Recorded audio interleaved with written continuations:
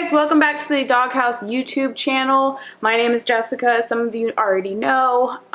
If you are new here, hit that subscribe button, and apparently I guess hit that bell button as well, because there's I guess been rumors on like the sub feed for YouTube. I don't know if it's like every channel, if it's just like big channels, or if it's even like a true rumor. Or anyway, so if you want to keep up with the Doghouse and get notifications, I think hit that bell button. And so today I wanted to talk about, well, I guess I'm not really going to, I'll talk about it a little bit and then also, of course, show you guys what we've been doing. But for Amadeus, there's been a lot of comments in the other videos and stuff like that because he's not shown as much. I've kind of talked about the topic before, and it's more of like, it's not that he's neglected. Harvey is in that category as well, as far as like people bringing up our two oldest dogs in the comments and some of the all the other videos. And it's not that both of them get neglected or anything like that. It's just more of like they're both about 13 going on 14 years old. Actually, I think I have to look. Harvey's probably going on 13. Yeah. I think he'll be 13 this year, and then Amadeus will be actually 14. He's a Presa Canario mix type dog. He could be full Presa. He was not of the correct color, which is why Josh ended up with him and his sister. His sister was not the ideal color either for the breed standards, so that's, I don't know, that's the story behind them. But either way, 100+ pound dog and a 60-70 pound dog. They usually, once they're at 10, if they make it to 10, they are definitely considered beyond senior dogs. So I mean, that's pretty old for two large breed dogs, one basically being a giant breed, and their personalities are very different as well. As Harvey, yes, used to like to play and do stuff like that, and he still enjoys certain things like chews and treats and whatever, and he gets those things, but he's got an oral tumor that doesn't really allow him to comfortably chew on most things, so I have to be very picky. And could I do a video on maybe what is better for and comfortable for dogs that are older with maybe some oral issues? Yeah, I could probably do that, and maybe that is a good idea for me to do. But I'm still like kind of figuring out what's comfortable for him besides like eating some treats. And what has that done but now caused some weight gain? So you don't want that in an older dog, especially a bigger dog. Anyways, Amadeus as well. He gets chew stuff. He's used to be, and still well, used to be like our big power chewer to kind of like test out something, whether it's worth the money or if it's gonna last a long time. And so he was that dog. And so he still gets things, but because of his medical condition was started in December of last year, or at least we found out more about it in December of last year. So that's what, now that's about 6 months ago. He's got some other medical conditions that have worsened in the past couple of weeks. So he's got some swelling, some what we call edema. It's just like fluid filled, skin areas around his mouth, and it's not comfortable for him to chew a lot of things or even bark anymore as much as he used to, like speak on command and stuff. He really doesn't, he's not a big barker, but he doesn't even like to do that for treats. Anyways, back to what I was getting at. They also just they don't play the same. Harvey doesn't want to, he's not a kind of dog that wants to go on a walk and go for a run outside, or even around the yard. And even if any of you caught the last video we put out with the water hose, you saw that he's not really into it. So that's that part of it. But also like Amadeus, as far as like playing with the other dogs in the yard or going, he's older, these dogs don't have the joints for this kind of activity. And even when we do indoor stuff, they don't have the joints for it. But also we've got these younger dogs that will potentially knock them over, or when Amadeus would get too riled up, it would result in a possible fight, especially with Dexter's personality and Amadeus just being bigger and more, they're both pretty bully-headed. And Amadeus was raised as the boss of the house, which is not unusual. I was not in his life until they were probably like, I don't even remember, 7-ish. 8-ish, and at that point he was he had a job for Josh, had him as a guard dog. I mean, that was what they did. So they didn't, you know, they weren't really socialized with other animals or people because they were for protection purposes. And that's perfect. That's fine. That's what those dogs were bred to do, and a lot of other breeds are bred to do that as well. So giving a dog a purpose, there's nothing wrong with that. So he doesn't play well. He doesn't play necessarily, especially like with the other dogs, or he doesn't really get it. And he's big, and a accident could definitely turn bad when we're dealing with smaller dogs or younger dogs, and so we just don't deal with that, and that's fine. They're not miserable dogs. They're fine. They're happy. Anyways, so back to what this video is about. I want to give some updates on Amadeus. I'll give a little bit now, and then I'm going to do another. There's kind of like a couple, maybe 2 or 3 more parts of the video. So this is kind of like the first part, and it's basically what he's been eating and how I've been feeding all of the dogs lately. And I'll even go into detail a little bit about how, like, what I feed and why, or, I mean, you know, there might not be a lot of whys, but, you know, it's going to be what I feed and just kind of what I do and what I've been doing and what's working, what didn't work, and what has happened since I started feeding this way, actually. So we'll get down to that, and we'll see what you guys think. I don't know. First, I'm going to show you the prep of what I've been doing for Amadeus. So we'll get down to that. Okay, so I have started the preheating of the oven at 350, and I went ahead and what I have here is just 4 pretty large regular chicken breasts, and they were pounded out just a little bit just to kind of make them flatter. They'll cook a little faster that way. Did I say fatter or flatter? Flatter, if I didn't say flatter. So they'll cook a little bit faster. I don't put anything on them. This pan has been greased just a bit with a little olive oil spray, and there's not going to, I mean, it's just going to be some plain chicken. And then I also take today I have a sweet potato. I have done regular potatoes. They're a little bit cheaper. And also I'm trying not to eat potatoes and stuff like that. So and I like sweet potatoes. So it's kind of hard to watch, like, to bake a sweet potato and not eat it and give it to the dog. But I have 1 sweet potato right now. I still have half of one already made that's cooked in the fridge for him. And so, but I need to restock some already cooked sweet potatoes. So I'm going to put a bunch of little slices in it, and I'm going to just wrap it up in the tin foil with nothing in it, and I'm going to bake it for a lot longer than the chicken will bake, but that'll get baked, so he'll have a little bit of carb, and depending if I want to throw in some broccoli, I'll throw in broccoli.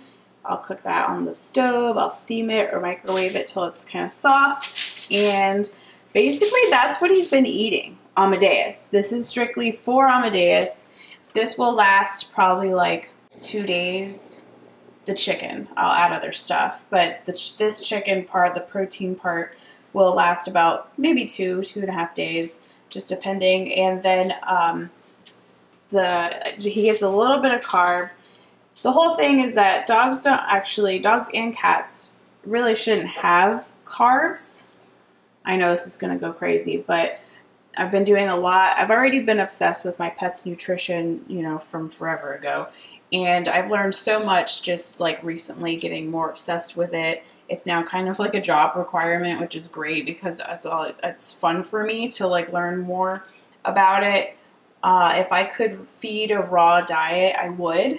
It's very expensive if you have a multi-dog household, and also it's not the most convenient thing to do, even though, I mean, this is convenient because I can put it away. And basically meal prepping for the dog.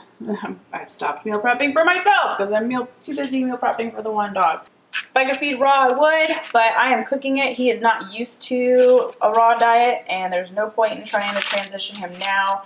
I don't need any stomach upset or anything extra to worry about with Amadeus right now. So I'm going to go ahead and stick these in the oven. Alright guys, so the chicken's out. It's done. I've also allowed it to, like, you know, cool off a bit. It's still pretty warm, but it's cool. It's cool enough to where I can, like, you know, break it with my fingers. and not burn me. I have the half-a-baked sweet potato from yesterday. The one that I did today is here, and then I'll put that away. He's only gonna get like half of this half. It's pretty big actually. So, and like I said before, a lot of carbs in general are actually not good for dogs and cats. But I'm not gonna get into that. That's something you should do some research on your own for, you know, pet nutrition and stuff like that. I really don't want to get into that battle. The other thing I have is, since, you know, I can't feed one dog without feeding the rest of them, basically I'm just going to show you mealtime. This is the evening mealtime, so it's not that much different than the morning. Yes, there's quite a few bowls here. We have this stuff. We have 5 dogs, so we've got our 5 bowls. Trying something new tonight, and I'm going to see if Amadeus will eat out of his old bowl. He's been actually eating out of this nice bowl because I don't really know why that happened. I'm going to try to feed Amadeus out of his old bowl, and I'm even going to try to mix in some kibble with his food. This is just about almost a half a cup of the Taste of the Wild, which is what the majority of the dogs eat. So I'll kind of go over that now, what's in everybody's bowl or going in their bowl. I have Grim, Amadeus, Harvey, Lila, and then Dexter. So what I have here is the dry kibble. This is Harvey's bowl. This is the Taste of the Wild. I just added some hot water from the sink, and it's just enough to like make the kibble move around. Same thing with Dexter's bowl. It's just enough water. The thing missing from dogs, I will tell you, the thing missing from a dog's diet when you're feeding just kibble is moisture. I just feel like this is a fun way to add a little bit more moisture into their diet, and then also the dogs think it's like, it's almost like a gravy, I don't know. So they enjoy it. They think I'm doing something super special. Not that they don't get stuff that's super special. Grim right now is on 6 Fish Origin adult dog food. So same difference. His is in here. He gets he gets about 1.5 to 2 cups. Then we have Harvey's, who's the Taste of the Wild. That's 1 cup. He gets twice a day 1 cup. So that's a cup. And then Dexter gets half a cup twice a day to equal 1 cup a day. So that's what's in here. What I have in here is Lila's Taste of the Wild salmon. This is all salmon based, fish based, almost everything except Amadeus. So this is Taste of the Wild puppy salmon flavor. And what I do, she still hasn't really like grown the best teeth.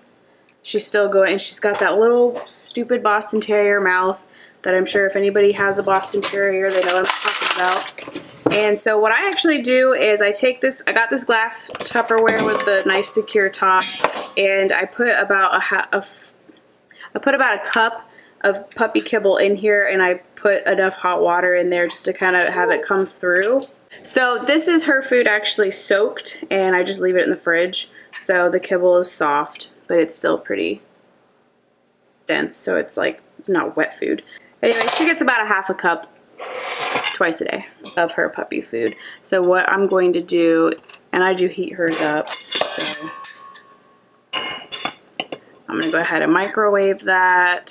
Let's do like 14 seconds in there. So then that's hers. I just wanted to show you guys that part. It'll eventually go in here. There's already water in here because she gets water as well. So then I have a canned food. I have been doing some canned food with almost everybody. This one I'm almost out. This is the Signature salmon formula. Excuse me, Plats.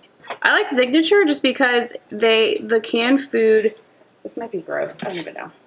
But the canned food mixes into the water so well that it's like, it almost turns like a gravy from the canned food. And yes, you're going to see that only Grim is going to get this right now for tonight. And so I'm going to mix it in. I just mash it with a spoon. And especially with the warm water, it mixes in really nice. Again, more moisture. I do add coconut oil, but that's in the morning meal, so not twice a day, because then you got some loose stool that nobody wants to deal with. This is going to be the like part of this for Amadeus. I'm going to heat up because this was in the fridge. So as I do this, I guess I'll go ahead and give you a little information of why this is happening, why feeding time has gotten so crazy. Well, In December, we had Amadeus diagnosed with lymphoma. We knew something was weird just because he did have, I think I noticed his lymph nodes in his neck, like his jawline ones were swollen. Took him in, and then I noticed a lump, not a lump, but like a weird growth on his tongue at one point. And so I took him in to have that looked at into the job I was at the time. We sedated him because we're handling Amadeus. He's not aggressive, he's just impossible. So there's that. And then so I sedated him, we pinched some of those off. There was like these weird growths all the way down his throat. Ever since then, he's been fine. But then we also noticed while he was under how big and how hard his lymph nodes actually have gotten. And they were about a handful both sides. Like, they have now since, that was last December. So now it's May, the end of May. A couple weeks ago, he started with being really, like, his neck was a little bit more swollen. And he just started to get really lethargic one day and very kind of ataxic, which ataxic, if you don't know what that means, ataxia means just like a drunken walk or movement. Just they look drunk. People, you know, that's a term. It's a medical term everywhere. So it's just like a drunken, just like clumsy, stumbling, kind of out of it walk. So he had that going on. He seemed a little bit weaker, more confused for a couple days. And then it's like his lymph nodes just blew up around it, but only around his jawline. I can't even remember which ones those are called. And this is what I do with the chicken, is I just take some of it and shred it. I don't think I'll do a whole, I usually don't do a whole breast. We're very realistic, and he's, I've worked around oncology at one of my old jobs for animals. It was a pet oncology, and it's not, I mean, we know the drill, first of all. I've been through all that with, you know, humans in my life, and I've seen the animals go through it. It's not any different than when a person goes through it. So it's even the same medication given. So there's no way we're going to put Amadeus through that. I wouldn't put any of my animals through that. You know, maybe if like Lila popped up at 6 months old with some cancer, then we might like consider something. But no chemo. We're very realistic. He's an old dog. So what do you do with your old dog that might not have that much time left? You start to spoil him. We just got these at the store, so I don't know if this will, I shook them up.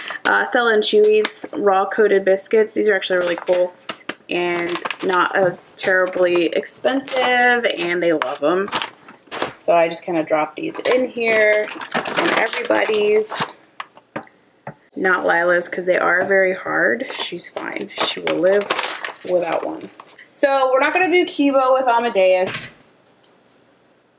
But the funny thing is that he went from, we literally thought he had like a couple days. Like we thought he had just a couple more days to live. So I was like, this, you know, this will take this week to like spoil him, feed him all kinds of stuff, you know, and keep him as comfortable as possible until he tells us it's time. There was a point where it was like, are we going to have to make this decision? Is he going to be alive when we wake up the next morning? Is he going to do it for us? You know, is he breathing right now? What's going, like, he just looked like that. So, changed his food. He stopped, but he kept eating. That was the only thing, is he wasn't symptomatic to typical, like, lymphoma cancer type pets. He never stopped eating. He always tried to get out to go to the bathroom. He never had really an accident. He had a couple. But he never needed, you know, the normal medicine. I don't know. He didn't act the same. He was a little lethargic, but he wasn't the other stuff, like where he was just like, I gotta go.